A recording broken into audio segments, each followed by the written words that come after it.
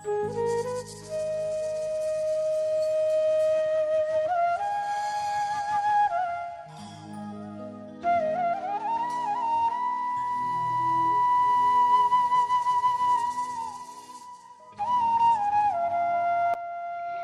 কখনো স্বপ্নেও কল্পনা করতে পারিনি এমন একটা দিন আমার জীবনে আসবে। আজ 5টা দিন হয়ে গিয়েছে শাশুড়ি মা বাড়ি থেকে বেরিয়ে গিয়েছিল। হচ্ছে আবার 5 দিন পরে বাড়িতে ফিরে এসেছে। ওনাকে ফোন করা হয়েছে, অনেক রিকোয়েস্ট করার পরে বাড়িতে এসেছে। তো বাড়িতে আসার পরেও কিন্তু তার পা ধরে আমাকে ক্ষমা চাইতে হয়েছে। তো তার তো নানান অভিযোগ অভিমান আছে, সব কিছুই কিন্তু আমাকে মাথা পেতে মেনে নিতে হচ্ছে, আর সব কথাগুলো শুনতে হচ্ছে। যাই হোক, উনি বাড়িতে এসেছে, ওকে ওনার পা ধরে ক্ষমা চাইছি। আসলে মা হয়তো গুরুজন, হয়তো ক্ষমা চাইলেও কোনো ভুল নেই, কোনো দোষ নেই। তো তিনি তো আশীর্বাদ করবেনই ক্ষমা চাইতে গেলে। তো তোমরা কি ভাবছো মায়ের সাথে আমার ঝামেলা হয়েছে তার জন্যই আমি মায়ের পা ধরে ক্ষমা চাইছি? সেটা কিন্তু একদমই না। মা গিয়েছিল তীর্থ, তো তীর্থ থেকে বাড়িতে এসেছে, তো তার জন্যই মার পায়ে হচ্ছে তেল জল দিয়ে মাকে প্রণাম করছি, নিয়ে আশীর্বাদ নিচ্ছি। কারণ আমরা তো তীর্থধামে যেতে পারবো না, মা গিয়েছে সেই কারণে মায়ের থেকে আশীর্বাদ নিয়ে নিচ্ছি। আর মার পা ধুয়ে যে জলটা নিয়েছি সেই জলটাই কিন্তু আর কি মাথায় দিচ্ছি।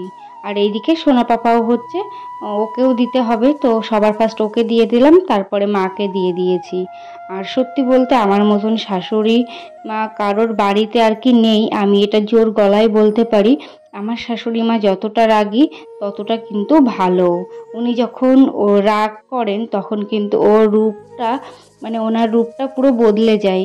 আর যখন ভালো থাকে সত্যি অনেক ভালো। আমার মতন শাশুড়ি পায় না অনেকে। তো আমাদের দুজনের মধ্যে বন্ডিংটা এতটাই ভালো।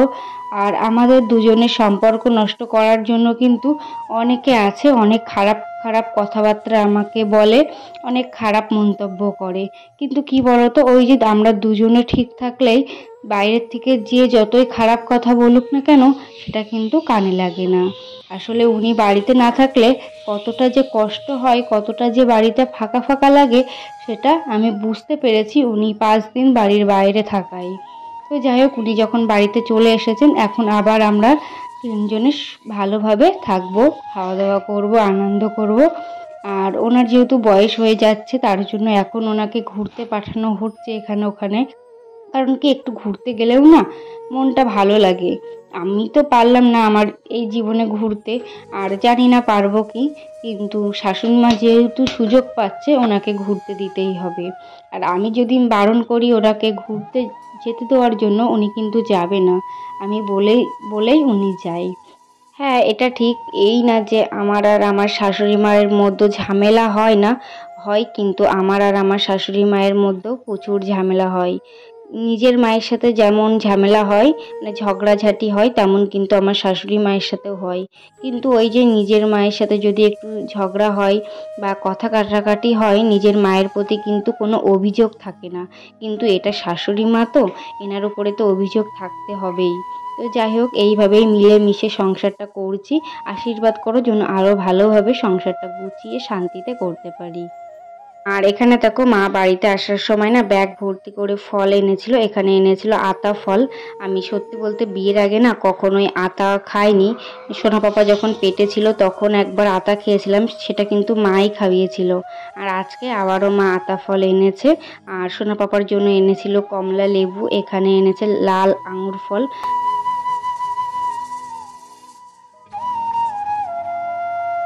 ক্লাইম লোপাট বলে একটা দিদিভাই আমার আগের একটা ভিডিওতে কমেন্ট করেছিল যে বনু আমরাও হচ্ছে নবদ্বীপ যাব বুধবারে। তো দিদি সাবধানে যেও, আর ভালোভাবে যেও। সবাই তো আর হচ্ছে ওই রাধা মাধবের কাছে যেতে পারে না।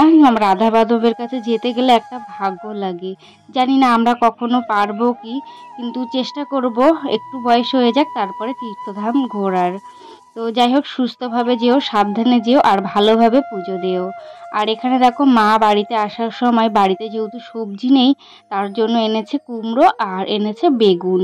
আর এটা হলো হচ্ছে বক্রেশ্বর এটা হচ্ছে বক্রেশ্বরের মায়ের আর কি ফটো। তো আমি না বক্রেশ্বর কখনো যাইনি, তো এখানে দেখলাম কালী মাও আছে, আবার বাবা ভোলেনাথও আছে। আর এগুলো হচ্ছে মা নিয়ে এসেছিল প্রসাদ কিনে, মানে সবাইকে দেবে তো, তার জন্য। এটা হচ্ছে ওই যে মোরব্বার মতন ঠিক কেমন একটা, আমি এখনো খাইনি, টেস্টটাও আমি ঠিক জানি না, ওই রকম দেখতে। আর এটা হলো তিলের খাস্তা।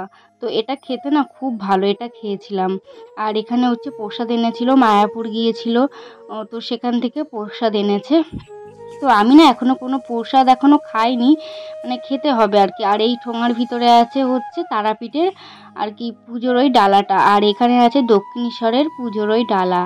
তো সব কিছুই মা এনেছে, এবার আমি সুন্দর করে প্যাকেজিং থেকে সব কিছুই খুলবো, খুলে দিদিদের বাড়িতে পাঠাতে হবে, তারপরে বাড়ির জন্য রাখতে হবে, সবাইকে দিতে হবে তো মায়ের প্রসাদ যেহেতু। তো তার জন্য এখন ভাগ ভাগ করে আর কি প্যাকেট করে রেখে দেবো, যখন টাইম হবে তখন চলে যাব, মানে দিতে আর কি যাব। আর এইদিকে দেখো তিলের এই খাস্তাটা না ভেঙে খাচ্ছি। মা মনে করেছে মনে হয় কখনো না খাইনি, কারণ মা কখনো এই তিলের খাস্তাটা খায়নি বলে মনে করছে মনে হয় আমিও খাইনি। তো আমি খেয়েছিলাম, আমার বাবা আগে এগুলো আনতো, সেই খেয়েছি। আর এটা দেখো হচ্ছে মারা গিয়েছিল হাজারদুয়ার, সেই হাজারদুয়ারে গিয়ে একটা ফটো তুলেছিল, তো সেটা মা আমাকে দেখাতে বললো আর কি, দেখিয়ে দিলাম আমি তোমাদেরকে। এখানে মা হচ্ছে নীল শাড়ি পরে আছে, আর মাঝখানে আছে মাসি, আর সাইডে যে লাল সাদা শাড়িটা পরে আছে ওটা হলো আমার দিদিমা, আর পিছনেরটা হলো দাদু। তো এরা সবাই মিলে গিয়েছিল, খুব মজা করেছে। আর এখানে কাকিমা সকালবেলা দিয়ে গিয়েছিল, একটু চাও করেছিল, এগ চাও, তো সেই এগ চাওটা দিয়ে গিয়েছে। তো সোনা পাপাও খেলো, আমিও খেলাম, মাও খেয়েছে, সবাই মিলে একটু ভাগযোগ করে খেয়ে নিয়েছি।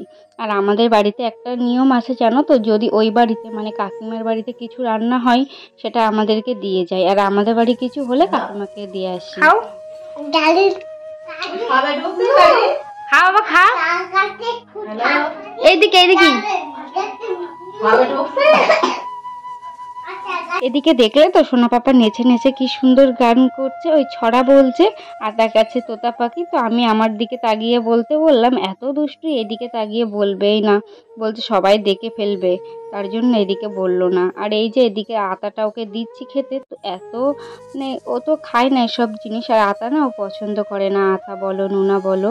এখানে হচ্ছে সকালবেলা রান্না করেছি দেখো, আলু সিদ্ধ ভাত আর ডিম সিদ্ধ, আর সাথে আছে একটা করে শুকনো লঙ্কা ভাজি, আর এখানে আছে পটল ভাজা 3 পিস করে।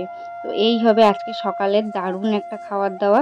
আর আমাদের বাড়িতে প্রত্যেকে এই খাবারগুলো পছন্দ করে, মানে সকাল সন্ধ্যাবেলা একটু সিদ্ধ ভাত হলে ব্যাস জমে যাবে খাবারটা। আর এখানে তারপরে খাওয়া দাওয়া করে এখানে ছাগলদেরকে বের করে, এই যে পিছনের দিকটা যেহেতু একটু রোদ রোদ পড়েছে, তার জন্য পিছন দিকে নিয়ে এসেছি ছাগলদেরকে বেঁধে দেওয়ার জন্য। কারণ ওই সারমেটা না মানে ওদের আর কি শীত লেগে যাচ্ছে, তার জন্য পিছন দিকটা করে এই কদিন ধরেই বেঁধে দিচ্ছি। যাই হোক, আমার বাড়িতে কিছু ছাগলও আছে, আর গরুও ছিল আমার বিয়ের পরে, কিন্তু সেটা বিক্রি করে দেওয়া হয়েছে আমার শরীর খারাপ যখন হয়েছিল তখন। তারপরে এখন থেকে এই ছাগলটাই বাবা দিয়েছে, ও সেখান থেকে এই ছাগলগুলো পালন করছি।